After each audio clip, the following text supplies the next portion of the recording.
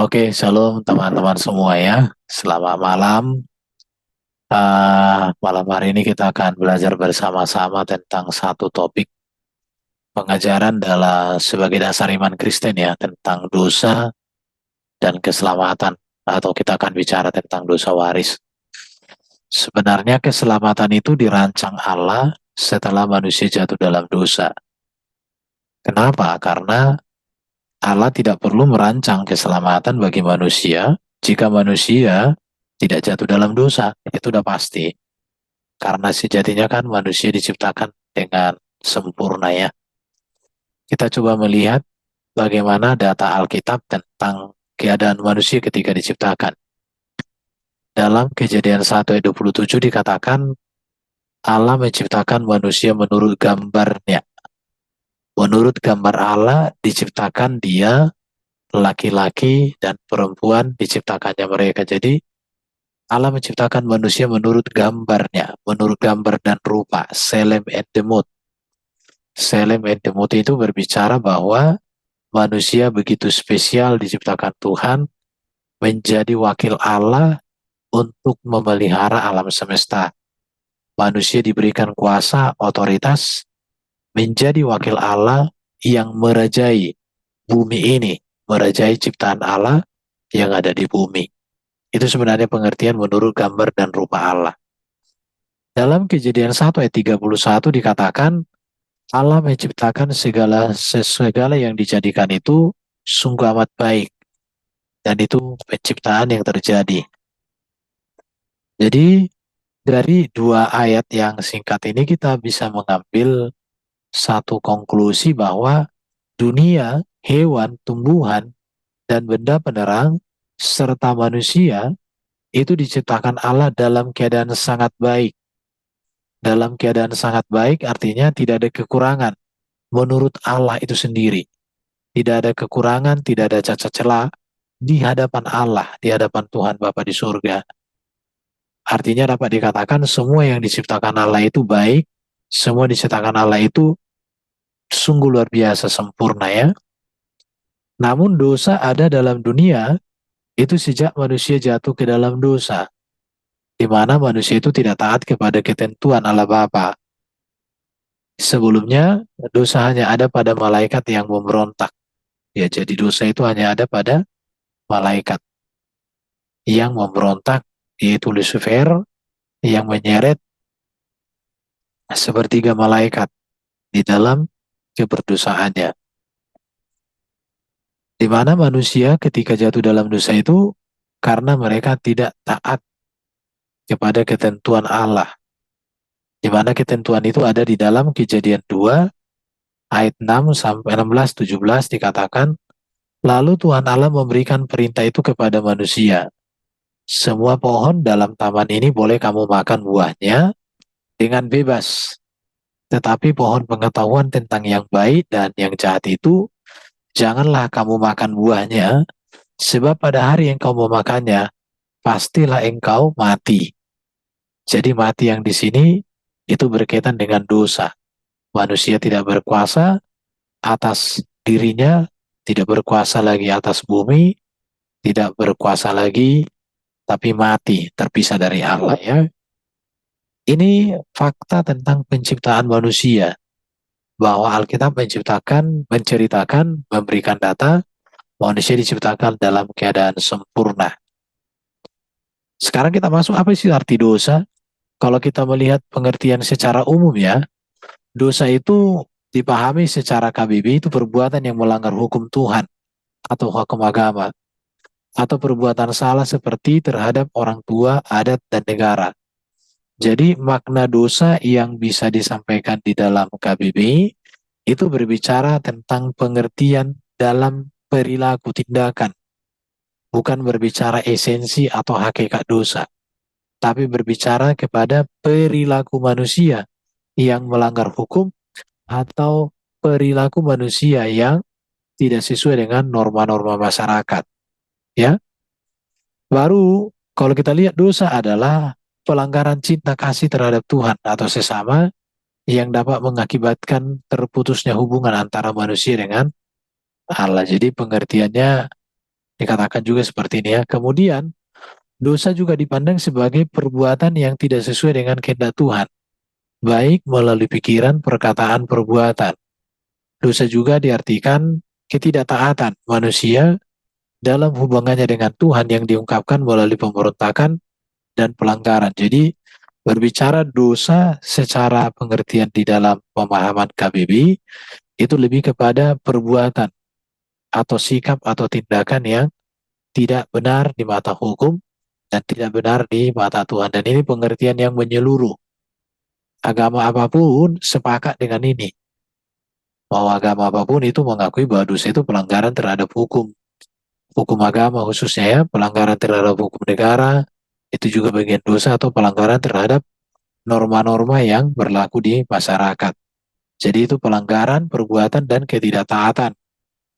Sekarang kalau kita melihat di dalam pengertian Alkitab, dosa itu tidak sesederhana yang ada di KBBI, tetapi lebih dalam ya, lebih dalam. Contoh kita melihat di dalam Roma pasal 14 ayat 23, dosa itu diartikan dari kata hamartia, yaitu kegagalan untuk selaras dengan standar Tuhan. Jadi dosa itu lebih kepada manusia gagal untuk selaras dengan kehendak Tuhan, Allah Bapa di surga.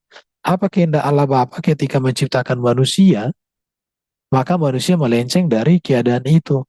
Artinya gagal manusia hidup selaras dengan standar atau ketentuan Allah. Ketentuannya ya hidup benar, hidup kudus, berkuasa di bumi, tidak berdosa, hidup sempurna, hidup kekal. Itu. Tetapi manusia gagal selaras. Gagal selaras dengan standar Tuhan itu. Atau bisa diartikan manusia melenceng dari sasaran. Atau manusia meninggalkan kebenaran atau ketetapan Tuhan. Inilah menjadi pengertian dosa yang mendasar di dalam ajaran Alkitab, hamartia.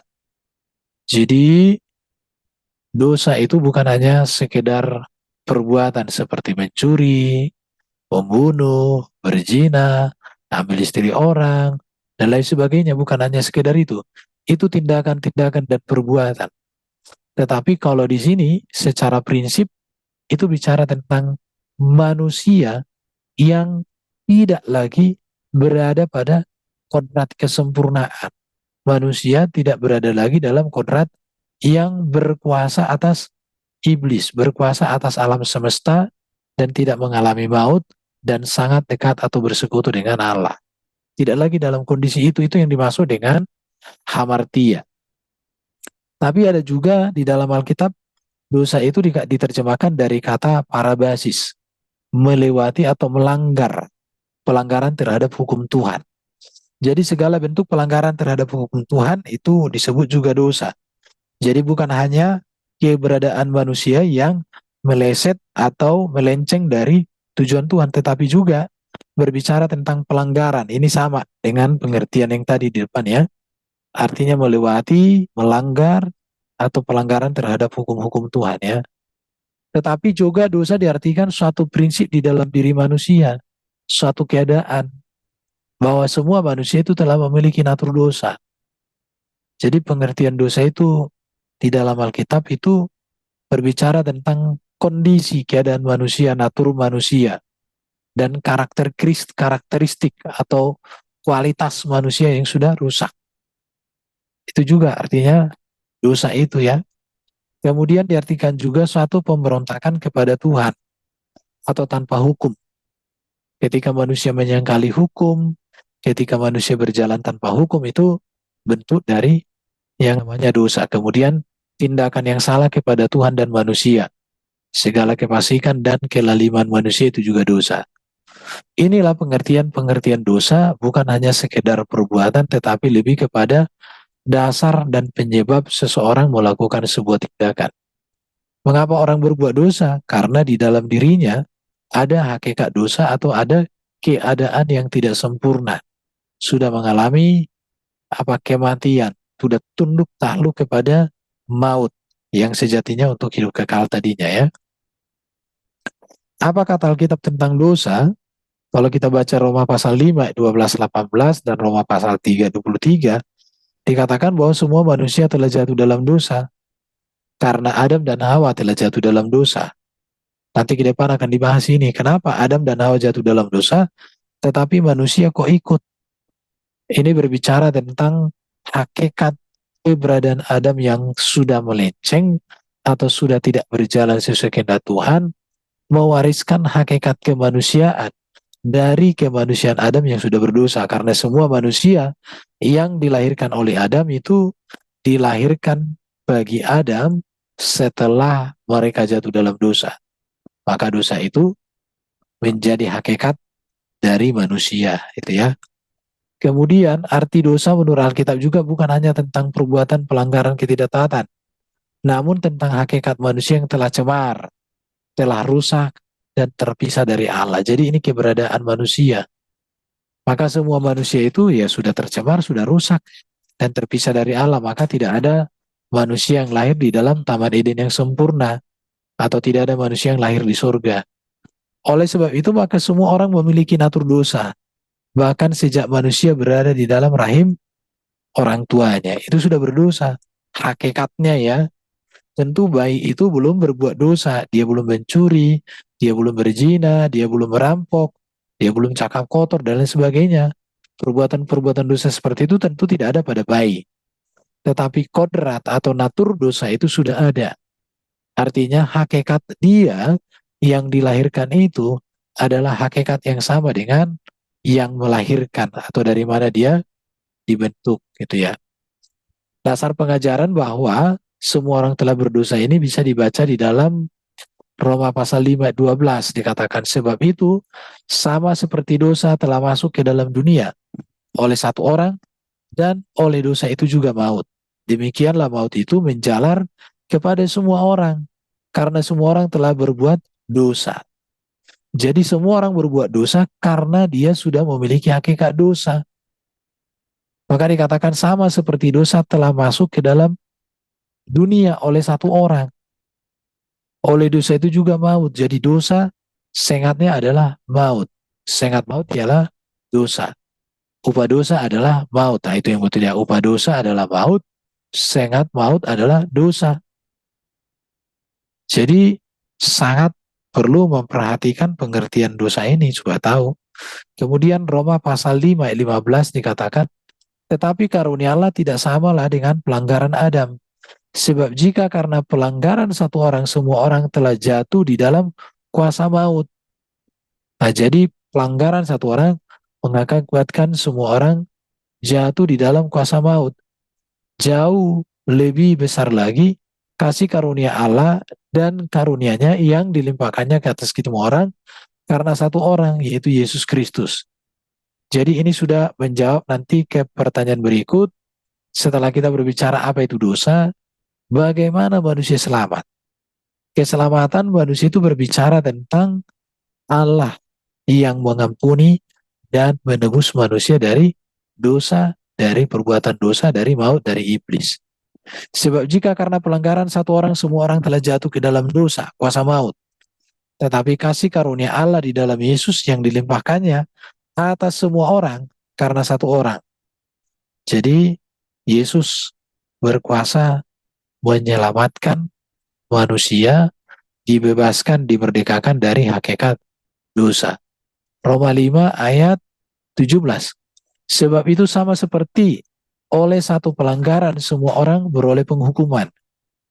Adam dan Hawa yang menempatkan pelanggaran melakukan, maka semua orang merasakan dampak dari hakikat dosa itu. Bahwa dia mewariskan keturunan-keturunan yang hakikatnya sama dengan dia. Demikian pula oleh satu perbuatan kebenaran, semua orang beroleh pembenaran untuk hidup yang kekal. Jadi oleh satu perbuatan, perbuatan kebenaran, yaitu karya Kristus, maka semua orang beroleh pembenaran untuk hidup yang kekal. Kemudian Roma 5:18, jadi sama seperti oleh ketidaktaatan satu orang, semua orang telah menjadi berdosa. Demikian pula oleh ketaatan satu orang, semua orang menjadi orang benar. Jadi Kristus menyelesaikan segala permasalahan yang terjadi oleh karena hakikat dosa itu. dan Yesus mau menyelesaikannya. Bagaimana manusia berdosa? Tadi sudah saya singgung di depan ya, antara keadaan manusia sebelum berdosa dengan bagaimana manusia berdosa. Keadaan manusia sebelum berdosa jelas diciptakan menurut gambar dan rupa Allah. Artinya kesempurnaan, kekudusan, dan kemuliaan. Kemudian berkuasa atas ciptaan Allah di bumi. Manusia menjadi pusat program Allah bagi dunia, di mana melalui Kristuslah Allah hendak menyatakan kuasanya, menyatakan keselamatan. Jadi berkuasa atas ciptaan Allah di bumi. Jadi Adam dan Hawa itu diciptakan berkuasa di bumi. Bahwa manusia diciptakan Allah menjadi pusat dari pemeliharaan seluruh ciptaan Allah. Kemudian manusia hidup kekal di Taman Eden yang sempurna, tidak mengalami kematian, dan hidup kekal. Bahkan mereka di sana bersekutu dekat dengan Allah. Ini keadaan manusia sebelum ada berdosa. Tetapi setelah manusia berdosa, maka dikatakan, sebelum itu ya, bagaimana manusia berdosa? Ketidaktaatannya kepada Tuhan. Maka mereka melenceng dari kehendak dan rencana Tuhan, mereka memberontak, mereka menolak. Itu yang terjadi pada Adam dan Hawa. Manusia memilih mendengar godaan iblis daripada taat kepada Tuhan, dikuasai keangkuhan, kesombongan, yaitu ingin untuk sama seperti Tuhan. Hati-hati dosa kesombongan ya. Jadi inilah yang membuat manusia jatuh dalam dosa, ketidaktaatan. Ketidaktaatan itu mengakibatkan runtuhnya segala keadaan manusia sebelum berdosa itu. Sungguh sangat tragis sebenarnya ya. Sekarang kita melihat dampak dosa bagi manusia itu apa sebenarnya. Dampaknya di sini kita melihat manusia diusir dari Taman Eden, artinya terpisah dari Allah. Yang berikut, manusia kehilangan gambar dan rupa Allah yang disebut dengan telanjang. Kemuliaan Allah telah meninggalkan manusia, manusia tidak dikuasai dosa, dan tidak layak tinggal di Taman Eden itu lagi. Maka dikatakan Kejadian 3:20-24, Tuhan mengusir dan menaruh pedang yang bernyala-nyala. Kemudian manusia mengalami kematian, maut, tidak memiliki hidup kekal. Ini ya, kemudian manusia berada dalam kuasa iblis, manusia memiliki musuh selama hidupnya. Kemudian relasi Adam dan Hawa menjadi buruk, kemudian manusia mengalami penderitaan lahir batin dalam menjalani masa-masa hidupnya di dunia. Artinya dampak dari dosa ini merusak segala lini hidup manusia, baik hubungan manusia dengan Allah, dengan terusirnya manusia dari Taman Eden, baik hubungan manusia dengan sesama, baik juga hubungan manusia dengan alam. Jadi dosa itu merusak segala sisi kehidupan manusia. Dan benar-benar seluruh keberadaan manusia yang tadinya diciptakan dalam keadaan sempurna, dalam keadaan hidup kekal, dalam keadaan berkuasa, itu berubah menjadi kebalikannya. Yang dekat menjadi terpisah, yang berkuasa justru dikuasai, yang kekal justru mengalami maut. Di situ ya. Itulah kenyataan-kenyataan yang terjadi karena dosa. Jadi dosa ini sesuatu hal yang serius, yang harus diatasi, yang harus diselesaikan. Di situ ya. Di sini kita melihat bagaimana perbedaan antara keadaan manusia sebelum berdosa dengan setelah manusia berdosa. Sangat berbeda sekali. Yang tadinya diciptakan menurut gambar rupa Allah, kehilangan gambar rupa Allah. Yang tadinya diciptakan berkuasa di bumi, justru dikuasai dosa dan iblis. Hidup di Taman Eden sempurna, hidup kekal di Taman Eden sempurna, ini mengalami maut. Jadi keadaan manusia setelah berdosa inilah yang dimaksud dengan inilah yang disebut dengan hakikat dosa atau dosa waris. Jadi Yesus datang ke dunia ini untuk menyelesaikan ini. Manusia yang kehilangan gambar dan rupa Allah, Allah pulihkan kembali di dalam Yesus. Dan itulah nanti terjadi ketika Yesus membangkitkan kita dengan tubuh kemuliaan yang tidak fana. Kemudian yang dikuasai dosa dan iblis, Yesus datang untuk memerdekakan dari dosa dan iblis. Dan ini hanya bisa dikerjakan oleh Yesus. Hanya Yesus yang mengalahkan dosa, hanya Yesus yang bisa membebaskan manusia dari dikuasai dosa dan dikuasai iblis.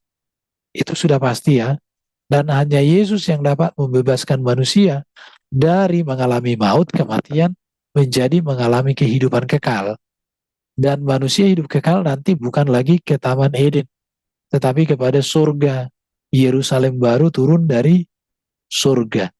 Dan manusia nanti tidak berkuasa di bumi seperti ini lagi, tetapi di langit yang baru dan bumi yang baru. Dan tubuh manusia yang dipulihkan oleh Kristus bukan tubuh seperti kita ini lagi yang terdiri dari darah dan daging, tetapi tubuh kemuliaan. Ini perbedaan sebelum manusia berdosa dengan setelah berdosa. Dan untuk inilah, untuk keadaan manusia yang berdosa inilah, Tuhan datang. Itu ya, Yesus datang kembali.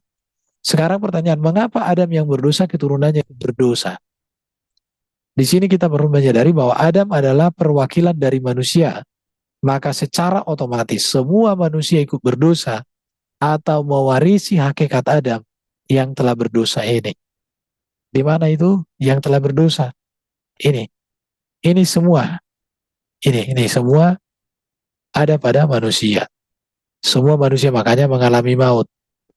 Ya. Kemudian dikuasai dosa dan iblis. Tidak ada manusia yang tidak berdosa. Tidak ada manusia yang tidak dipengaruhi iblis. Ya. Tapi kalau kita sudah dalam Kristus, ini semua dikalahkan. Kehilangan gambar dan rupa Allah. Tidak ada manusia yang tidak kehilangan lagi. Itulah yang hendak dipulihkan. Ya.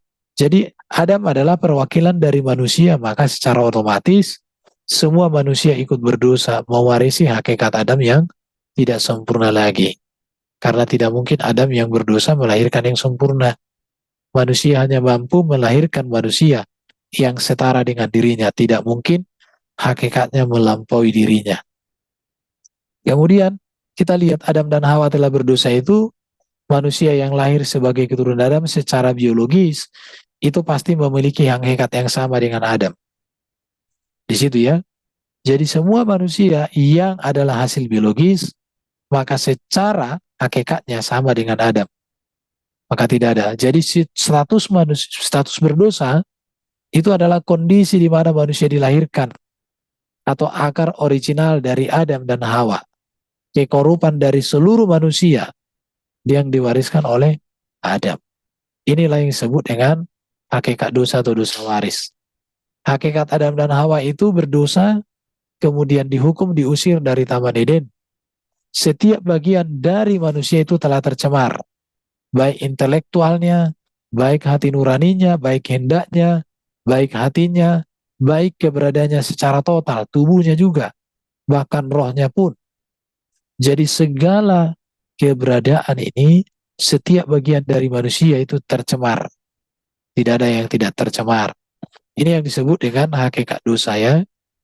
Hakikat Adam itu kemudian diusir dari Taman Eden yang sempurna, baru mereka panah terbatas mengalami kematian. Ini semua berbicara tentang keberdosaan atau keberadaan manusia yang sudah berdosa. Kodrat dosa manusia itu menjadikan manusia itu kehilangan kemuliaan Allah. Kemudian juga bisa kita lihat ya, saya sudah ini menegaskan ulang aja ini ya. Jadi pada dasarnya manusia diciptakan memiliki kualitas pikiran, perasaan, dan kehendak yang berkualitas mulia, kudus, dan benar. Ini sejatinya. Tetapi setelah jatuh dalam dosa, kebalikannya. Manusia condong untuk berbuat dosa. Manusia mampu berbuat dosa walau tidak diajari dan lain sebagainya. Kemudian kita melihat bahwa kodrat dosa menjadikan kualitas manusia menurun, berkurang. Yang disebut dengan kehilangan kemuliaan Allah. Ini dia keadaannya. Kemudian kita melihat semua manusia harus menanggung akibat dosa dan memiliki kodrat dosa. Kodrat dosa adalah keinginan yang ada di dalam diri manusia untuk berbuat dosa. Atau manusia secara jasmani dan rohaninya sudah rusak. Atau sudah jasmaninya, cara pikirnya, perasaannya semua sudah terganggu. Dosa atau cata ini ada sesuatu mereset dari kehendak Allah. Sekalipun banyak orang menolak kodrat dosa, namun orang-orang tersebut tidak dapat menyangkal bahwa Sudah ada kadar dosa di dalam diri setiap manusia, bahkan sejak manusia di dalam kandungan dan dilahirkan. Oke, sebagai contoh, tidak ada yang mengajarkan anak kecil itu berbohong, iri hati, marah, dan sebagainya. Namun kodrat dosa tersebut telah ada sejak kecil dalam dirinya, maka naluri untuk berdosa itu tidak perlu diajari, pintar sendiri ya. Jadi kita melihat di sini perbedaan atau hakikat dosa dengan dosa perbuatan ya. Dosa waris itu berbicara natur hakikat manusia yang tidak sempurna, sudah tercemar, terpisah dari Allah, dikuasai iblis dan mengalami maut.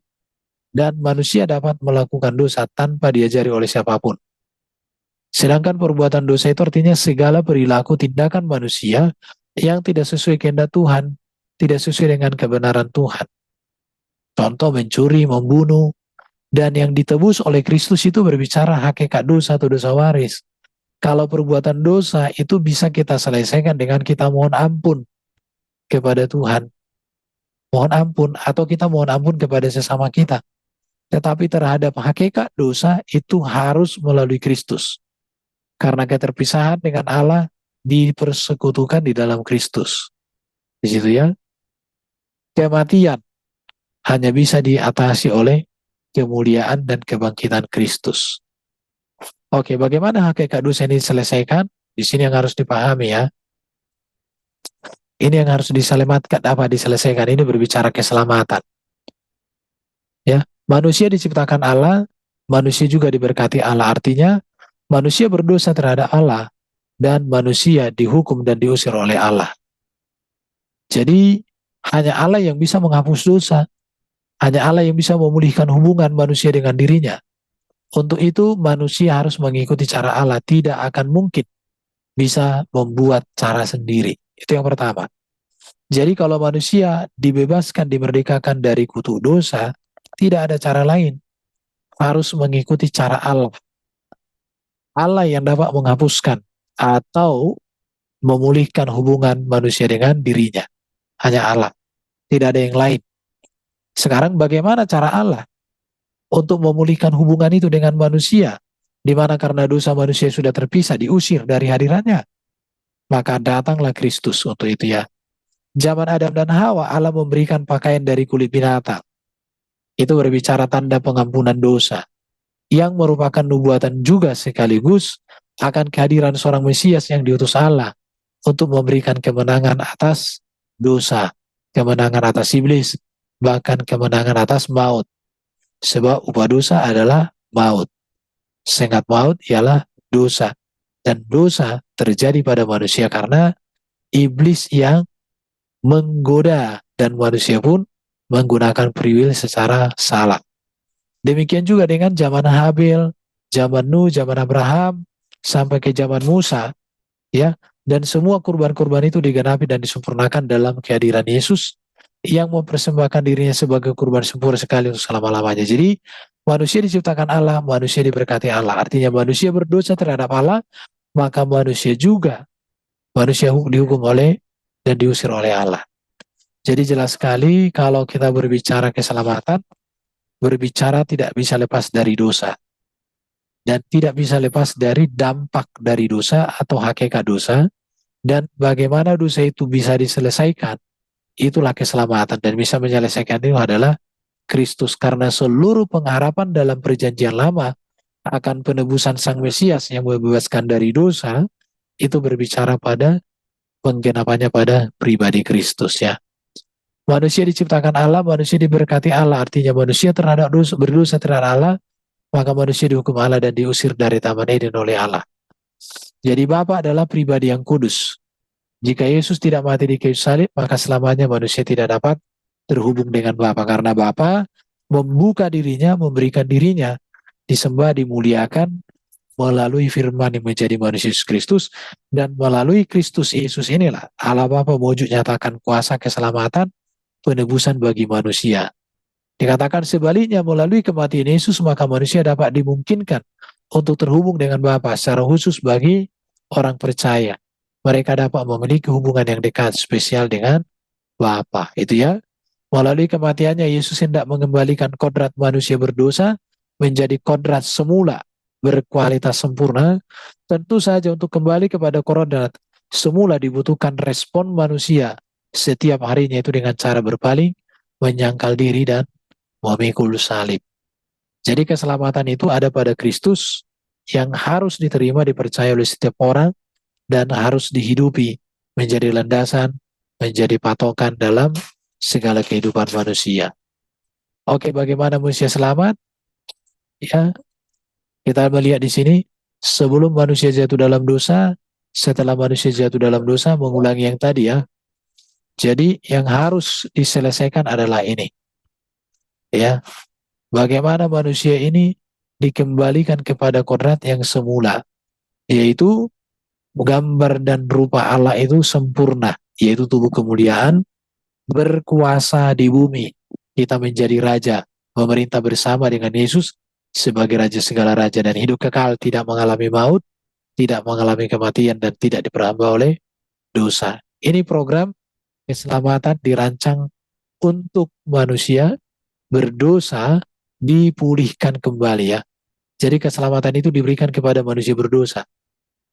Diberikan keselamatan itu. Bukan dirancang untuk manusia berdosa ya, tetapi dirancang untuk menyelamatkan manusia dari kutuk dosa. Jadi 3 program keselamatan menyelesaikan 3 perkara manusia. Yang pertama, manusia dikuasai dosa, dikuasai iblis, dikuasai maut, dan terpisah dari Allah ya. Sekarang ini harus diselesaikan ya.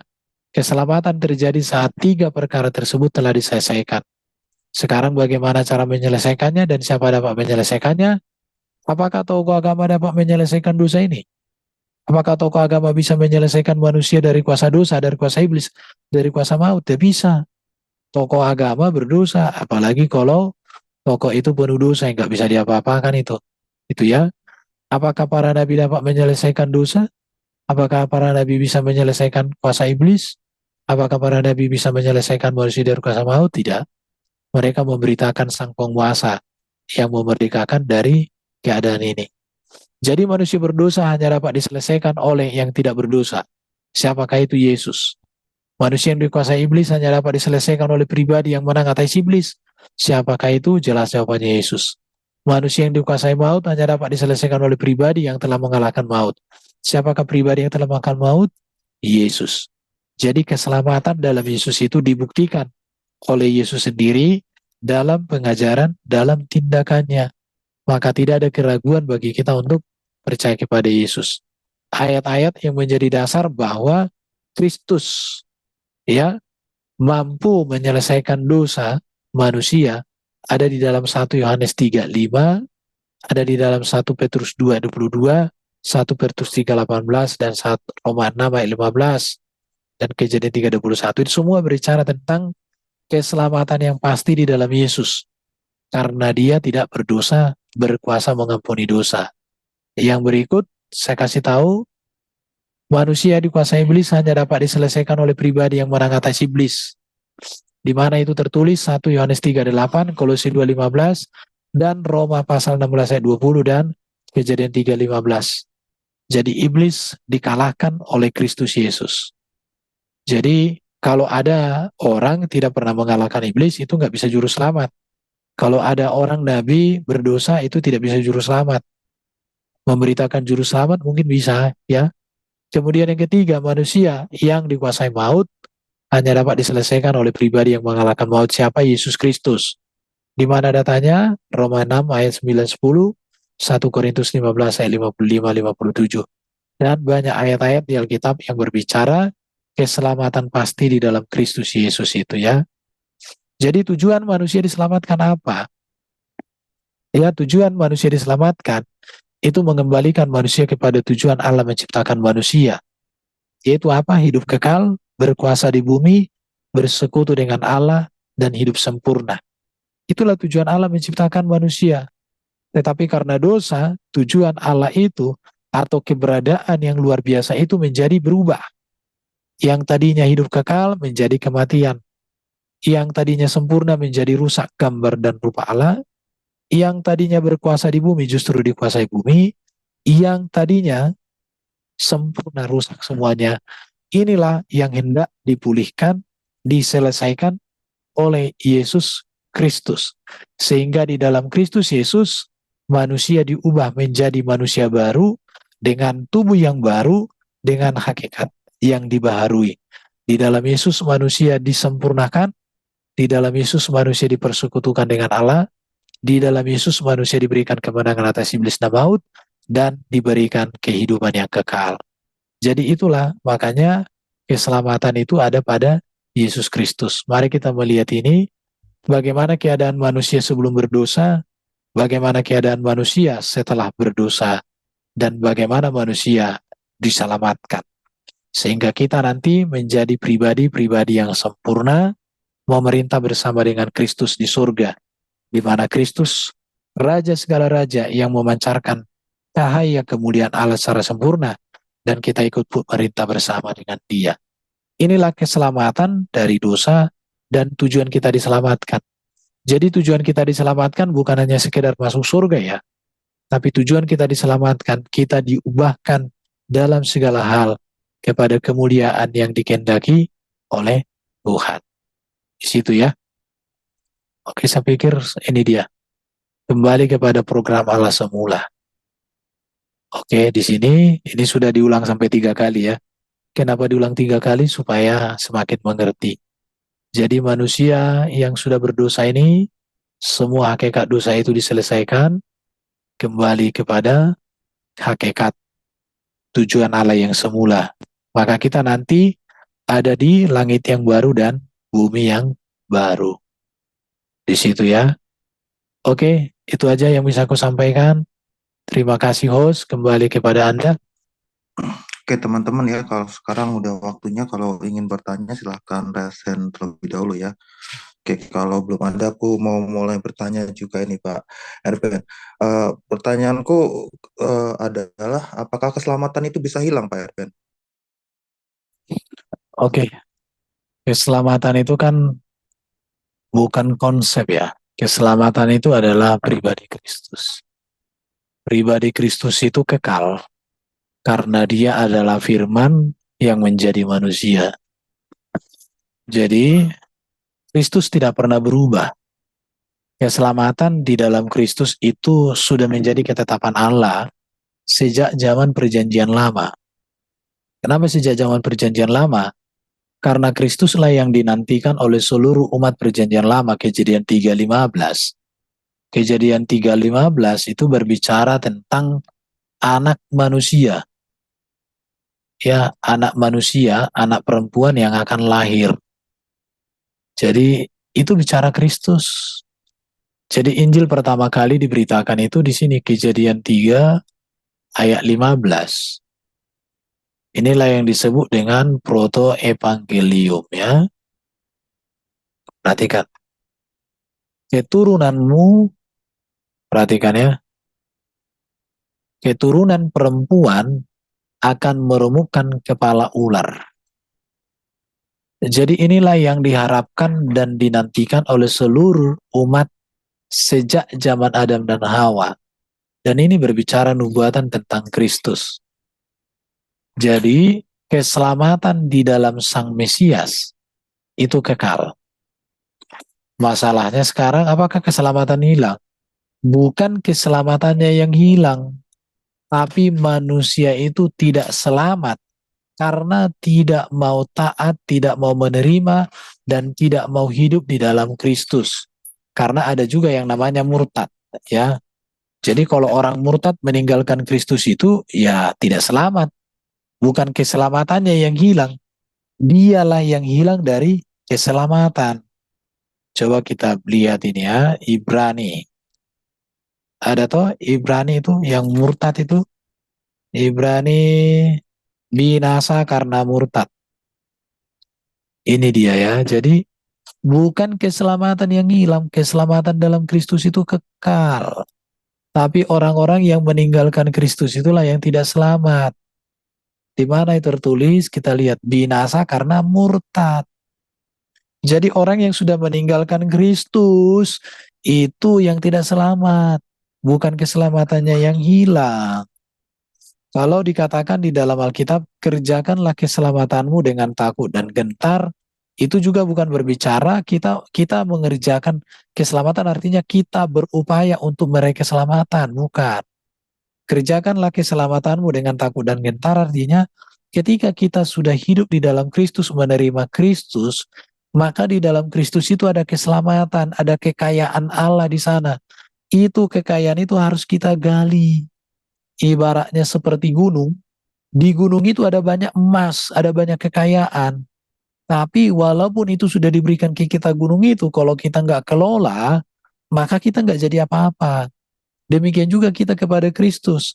Sekalipun Allah Bapa di surga sudah memberikan keselamatan kepada kita di dalam Kristus, tetapi jika kita tidak masuk di dalam keselamatan dalam Kristus itu, keselamatan itu tidak mengubah kita. Kenapa? Karena kita harus memberikan respon terhadap keselamatan itu. Itu ya, itu jawabannya bro. Jadi keselamatan itu Yesus Kristus, bukan konsep, bukan buatan manusia. Keselamatan itu adalah pribadi Kristus yang sudah dijanjikan dan ditetapkan Allah sebagai penebus dan penyelamat manusia sepanjang masa. Dan itu kekal, tidak berubah. Kitalah yang murtad, maka kita binasa. Ya, orang yang murtad lah yang binasa. Orang yang murtad lah yang hilang dari keselamatan. Itu bro. Oke, berarti itu manusianya ya, Iya betul, Pak Erben ya. manusianya yang nggak Tergantung selamat. manusianya memilih selamat atau ya memilih Iya, selamat atau enggak. Oke, silakan Dokter Auling. Ya baik, terima kasih Bro Agus. Ya shalom, selamat malam Pak Erben. Pak Erben, berarti itu tadi bahwa manusia yang meninggalkan keselamatan itu. Artinya gini, maksudnya gini Pak, kan awal mula manusia itu kan serupa ya dan segambar dengan rupa Allah. Berarti hidup dalam kekudusan ya Pak Erben. Nah, setelah iya, manusia jatuh ke dalam dosa, maka perbuatan-perbuatannya juga berdosa. Dan itu karena naturnya ya Pak yang sudah berdosa. Nah, iya, untuk kita menerima Yesus, mereka kan dipulihkan ya Pak hubungannya dengan Allah. Lalu iya. kemudian mereka juga mendapat keselamatan kehidupan yang kekal. Nah, untuk tubuhnya Pak Erben, tubuh dari manusia itu sendiri, dia tidak langsung kan ya Pak berubah menjadi segambar dan serupa Allah. Benar ya Pak Erben seperti itu. Dan artinya kedagingan mereka itu harus di, diubah ya Pak ya. Maksudnya dosa kedagingan mereka itu harus diubah, yaitu dengan memikul salib dan menyangkal diri seperti itu ya Pak Erben. Nah itu nanti kan berbicara topik tentang lahir baru ya. Jadi apa sih yang dimaksud dengan lahir baru kan di situ. Jadi lahir baru itu kan itu sudah berbicara pertobatan ya. Sebentar. Ya, Apa sih artinya lahir baru? ya. Nah ini jadi pelajaran dasar ya. Nah ini. Jadi lahir baru itu kan artinya permulaan yang baru untuk menghasilkan kehidupan yang baru. Nah ini ya saya coba ini. Jadi ada mengapa pentingnya seseorang lahir baru? Lahir baru itu artinya kan akibat-akibat dosa terhadap manusia itu kan begitu serius. Apa itu? Kenapa serius? Karena ini dia. Akibat dari dosa ini. Ini. Sehingga tanpa kelahiran baru manusia tidak mampu melihat Allah, apalagi masuk dalam kerajaan Allah. Ini ada dua perbedaannya ya. Jadi ini perbedaan manusia tanpa lahir baru.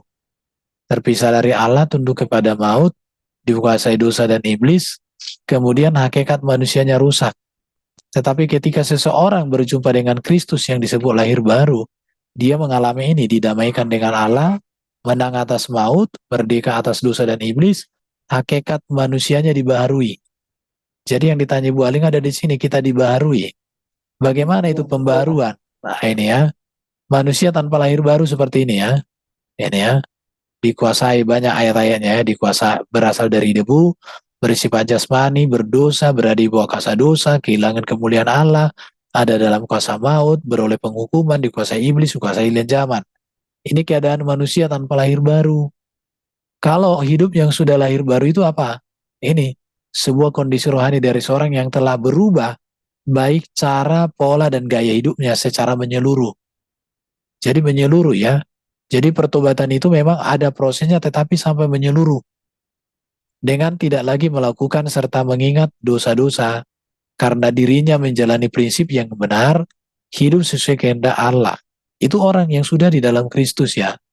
Bagaimana seorang lahir baru? Tentu percaya kepada Yesus, menerima Yesus Tuhan Juru Selamat, hidup dalam karya Roh Kudus, dimuridkan atau hidup dalam firman Tuhan. Kalau orang sudah lahir baru ini dia Bu, yang lama sudah berlalu. Perubahan hidup yang menanggalkan manusia lama, yang penuh kelakuan hawa nafsu, dan memiliki kesukaan yang baru. Ini, jadi orang yang sudah menerima Kristus itu, pembaharuan hidupnya itu kan progresif, yang puncaknya nanti pada saat dia mengenakan tubuh kemuliaan itu, di mana tidak ada lagi sifat-sifat tubuh kedagingan padanya. Kalau selama di dunia ini kita ada proses terus sampai kita akan mengalami kematian, dan nanti pada saat kebangkitan baru kita memiliki tubuh yang sempurna, kehendak yang sempurna, pikiran yang sempurna. Tapi di dunia ini kita mengalami proses. Hidup yang telah mengenalkan Kristus, orang lain dapat melihat pribadi Kristus dalam diri kita.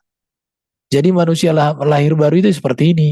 Hatinya telah disunat, pikirannya dimurnikan, mampu menyelipkan kehendaknya, putus hubungan dengan kuasa kegelapan, hidup tidak serupa dengan dunia, baru segala sesuatu yang tidak sesuai kehendak Tuhan dimatikan, ditanggalkan.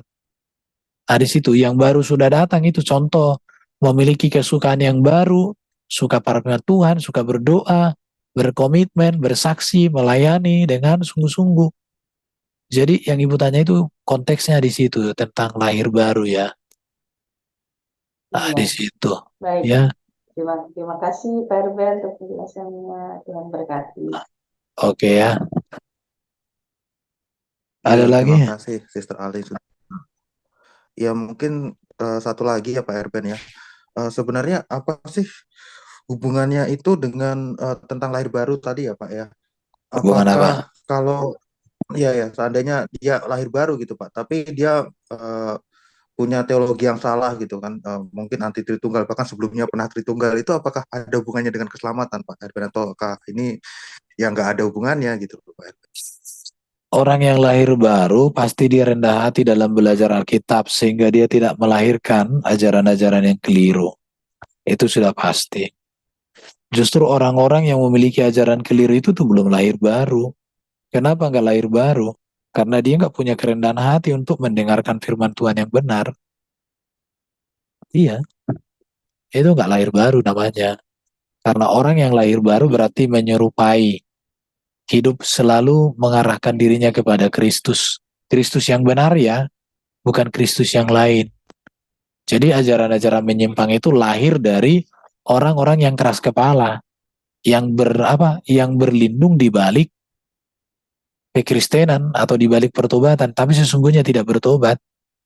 Bukankah demikian yang dikatakan Matius 7 itu? Mereka berbuat mujizat, mereka mengadakan mujizat, tapi mereka apa? Mereka tidak melakukan kehendak Bapa. Apa itu kehendak Bapa? Mengakui Yesus sebagai anak Bapa. Apa kehendak Bapa? Mengakui bahwa Yesus utusannya, mengakui Yesus sebagai nabi, mengakui Yesus sebagai Tuhan, mengakui Yesus sebagai Mesias, mengakui Yesus sebagai anak Allah, mengakui Yesus sebagai anak manusia, mengakui Yesus sebagai juru selamat. Mereka tidak mengakui itu, berarti mereka bukan melakukan kehendak Bapa. Mereka melakukan kehendak dirinya sendiri, tetapi dibungkus di atas kehendak Allah. Bungkusnya aja kehendak Allah. Itulah yang disebut dengan serigala berbulu domba. Atau itu namanya membungkus membungkus kotoran dengan kertas emas. Kayak gitu, Bro. Ya, jadi menurut Oke, saya terima orang kasih yang Pak Erben. Hah? Ya terima kasih, karena memang banyak sekali yang bebal gitu ya Pak. Bahkan Oh iya, sebelumnya mereka bebal sempat kok. Itu ya siapa itu? Sebutkan aja iya namanya si Malikil. Kurang apa lagi kita memberitahukan sama dia? Itu bukan mengajarkan ajaran Tuhan. Kan jelas, mereka melakukan kehendak Bapakku yang di surga toh. Bapak mengatakan inilah anakku yang kukasihi, kepadanya laku berkenan. Tapi mereka mengangkat bahwa Yesus itulah Bapa itu sendiri. Artinya mereka membuat Bapa itu pendusta. Itu bukan mengajarkan ajaran yang benar itu. Dan itu nggak lahir baru. Orang lahir baru itu rendah hati kok. Mau belajar firman Tuhan, mau tunduk sama Tuhan. Nah itu. Itu bro ya. Ya Iya, makanya iya Pak. jangan Oke, jangan jadi main-main. ya semoga kita juga tidak itu kan karena memang banyak sekali orang Kristen yang masih awam ya Pak ya dan Iya. nggak paham tentang itu dan akhirnya juga disesatkan ya Pak ya oleh pengajaran-pengajaran Oh, itu ya. ajaran sesat itu bro, itu sedikit demi sedikit lama-lama melenceng. Mana ada ajaran sesat itu langsung frontal. Yang di agama lain itu pun saudara-saudara kita kayak gitu juga kan. Banyaknya diambil-ambil dari kita. Iya, diambilinya, nabi-nabinya diambili, ajaran-ajaran diambili. Tapi di sisi lain diputar-putar entah kemana. Ya, ya. Itu ciri-ciri ajaran yang keliru itu. Ya, Oke, berarti orangnya sama tetapi diputar balik ceritanya gitu ya Pak. iya, orangnya dianggap sama, tapi bungkusnya sama, isinya berbeda. Ya, ya itu kita juga Eh, harus berhati-hati iya, dengan Yesus mana yang diwartakan gitu Pak ya. Apakah iya Yesus harus, yang di harus, Alkitab harus. itu ataukah Yesus yang lain gitu ya. Iya betul, betul, betul. Oke, oke, karena mungkin nggak ada pertanyaan lagi, mungkin bisa ditutup dengan doa Pak Erben, Oh silakan. ya, udah pas 1 jam ya. Jadi cukup 1 jam. Oke, terima kasih teman-temannya. Kita akhiri sesi kita kali ini. Kebetulan saya masih di TikTok juga lumayan banyak ini nonton ada 500 orang sama Agatha. Jadi kita berdoa ya. Terima kasih Tuhan, kami boleh belajar bertumbuh bersama. Berkati mereka yang sudah mendengar, bantu oleh pertolongan Roh Kudus supaya mereka mengerti kebenaran yang dari Tuhan dan mereka boleh bertumbuh semakin dewasa dan mereka mengerti betapa besar karyamu di dalam Yesus yang menebus dan menyelamatkan. Terpujilah Bapa, kami akhiri sesi belajar pada sesi kali ini. Dalam nama Bapa, Putra, dan Roh Kudus kami berdoa. Amin.